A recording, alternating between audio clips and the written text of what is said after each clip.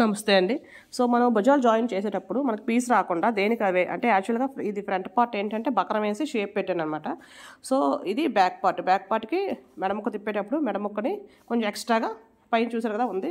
ఎక్స్ట్రాగా ఇటువైపు ఎక్స్ట్రా అటువైపు కూడా ఎక్స్ట్రాగా మనం ఉంచుకొని మిగిలినంతా ఈ స్ట్రైట్ పీస్ కాబట్టి కుచ్చులు పెట్టుకుంటూ కుట్టుకుంటూ వెళ్ళిపోయాను.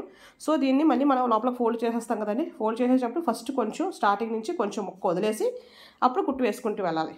చూసారా ఈ ముక్క వదిలేసి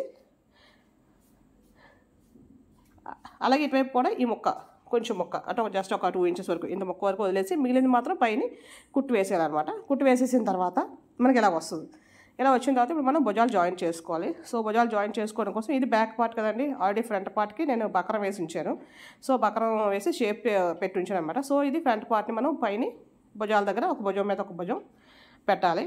కిందది బ్యాక్ పార్ట్, పైది ఫ్రంట్ పార్ట్ అనమాట. ఒక భుజం మీద ఒక భుజం పెట్టిన తర్వాత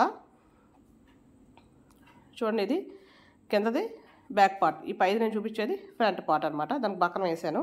సో, అది ఎలాగా ఈ భుజం మీద భుజం సేమ్ ఎలాగున్నది అలాగే పెట్టి ఇప్పుడు ఈ ఎక్స్ట్రా ఏదైతే మనం మెడముక్క కోసం ఎక్స్ట్రాగా తిప్పిన క్లాత్ ఉంది కదండి బ్యాక్ పార్ట్కి, ఆ తిప్పిన పార్ట్ని మనం ఇది ఇప్పుడు నేను చూపించేది ఆ పార్ట్ని భుజం మీద భుజం పెట్టిన తర్వాత అప్పుడు దాని మీద ఇలాగా పెట్టి కుట్టు వేయాలన్నమాట. చూసారు మళ్ళీ చూపిస్తున్నాను. భుజం మీద భుజం పెట్టిన తర్వాత ఈ ఎక్స్ట్రాగా ఉన్న మెడముక్క పార్ట్ని దీని మీదకి ఇలా పెట్టి ఇలా కుట్టు వేసేయాలన్నమాట. పైన 2 కుట్లు వేసేయాలి. మనం జాయిన్ చేసేటప్పుడు 2 కుట్లు వేసుకుంటాం కదా కుట్టు మీద కుట్టు. సో, అలాగా ఫస్ట్ ఒక కుట్టు వేసేసి నీట్గా ఎలాగున్నది అలాగే ఎలా అయితే పెట్టామో అలాగే పెట్టాలి.